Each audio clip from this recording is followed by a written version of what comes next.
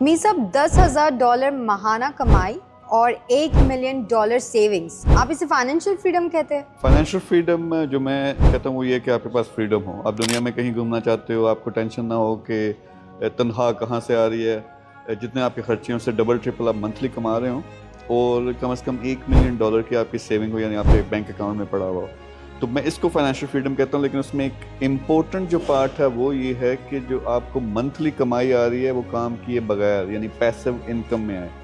تب آپ امیجن کریں آپ کو $10,000 آپ کے بینک اکاؤنٹ میں ہر مہینے آ جاتا ہے اور $1 ملین آپ کے اکاؤنٹ میں ہے. آپ ٹینشن فری ہوں گی یا نہیں؟ آپ پوری دنیا میں گھومیں گی، جو آپ کرنا چاہتی ہیں وہ کریں گی.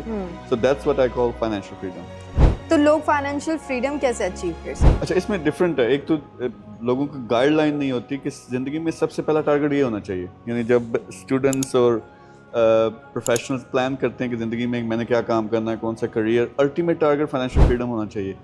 لیکن ہمارا رک جاتا ہے کہ وہ جاب، فار ایگزامپل اسٹوڈنٹ کے لیے تو بہت محنت ہے. پہلے اس نے $1,000 کمانا ہے، پھر 5,000، پھر 10,000، پھر سیونگ کرنی ہے، اس کے بعد اس کی نیکسٹ اسٹیج آئے گی. لیکن پروفیشنلز بہت قریب ہیں، یعنی وہ بندہ خاص طور پہ اوورسیز جو $5,000 $10,000 یا اس سے زیادہ کما رہا ہے، اس نے سیونگ بھی کر لی ہے، اس نے کوئی پلاٹ بھی خریدے ہوئے ہوں گے، کوٹھی بھی بنا لی ہوگی. لیکن فائنینشیل فریڈم نہیں، ابھی بھی وہ کیا کہتے ہیں غلاموں کی طرح جاب کر رہا ہے یا چھوٹا موٹا کوئی بزنس کر رہا ہے. تو اس کے لیے بہت آسان ہے. وہ کیسے کر سکتا ہے؟ اسمارٹ انویسٹمنٹ سے. یعنی وہ جو آپ نے اپنے دوست کو، چاچے کے بیٹے کو، کسی کو دیکھا کہ اس نے بحریہ میں ایک پلاٹ خریدا تھا، اس کی ویلیو بڑھ گئی اور اس کو بڑا فائدہ ہوا، وہ ایک کو ہوتا ہے 1000 میں سے، اب تو کسی کو بھی نہیں ہوتا. تو اصل جو ٹیکنیک ہے، یہ لوگ بہت قریب ہیں فائنینشیل فریڈم میں، ان کو نہیں پتا. تو اسمارٹ انویسٹمنٹ کیا ہوتی ہے؟ سمپل. آپ ایک ایسی کمپنی میں پیسہ لگاتے ہو، اس کے شیئرز بائی کرتے ہو، اس کا اسٹاک بائی کرتے ہو جو فاسٹ گروئنگ ہو. تو فار ایگزامپل میں ایگزامپل دیتا ہوں، $1 ملین سے اسٹارٹ کرتے ہیں.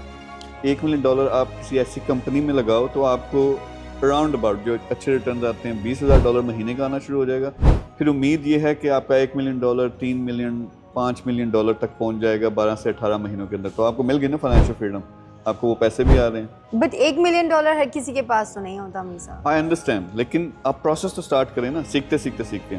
آئی انڈرسٹینڈ کسی کے پاس $1 ملین ہی ہوگا، $1 ملین سے اسٹارٹ کر دو، اس میں آپ کو $20,000 فار ایگزامپل منتھلی آنا شروع ہو جاتا ہے. پھر آپ کا وہ $1 ملین جو ہے وہ ملٹیپلائی ہو کے اگر 12 سے 24 مہینوں کے اندر $1 ملین بن جاتا ہے، یعنی 3.5 ملین AED بن جاتا ہے. آپ کو فائنینشیل فریڈم مل گئی اس لحاظ سے. دوسرا $1 کروڑ ہے، $1 کروڑ سے اسٹارٹ کر دو. آپ کے پاس 50 لاکھ ہے، 50 لاکھ سے شروع کر دو. $1 لاکھ ہے، $1 لاکھ سے شروع کر دو. تو جو خاص طور پہ جنہوں نے اور زیادہ تر اوورسیز نے کی ہوئی ہے، $1 ملین درہم تک، جو پاکستانی 7-8 کروڑ شاید بنتے ہیں، اتنے تک کسی نے سیونگ کی ہوئی ہے. تو اس کے لیے تو بہت آسان ہے. وہ آج انویسٹ کرے کسی اچھے بزنس میں، 3 سے 6 منتھس اس کو فائنینشیل فریڈم مل گئی. اتنی آسان ہے، لیکن لوگوں کو یہ نہیں پتا تھا. اب ساری زندگی کام کرنے کی ضرورت نہیں ہے. اب اگر آپ نے کرنا بھی ہے، دل کو فالو کرو، جو کام اس دنیا میں کرنے آئے تھے وہ کرو.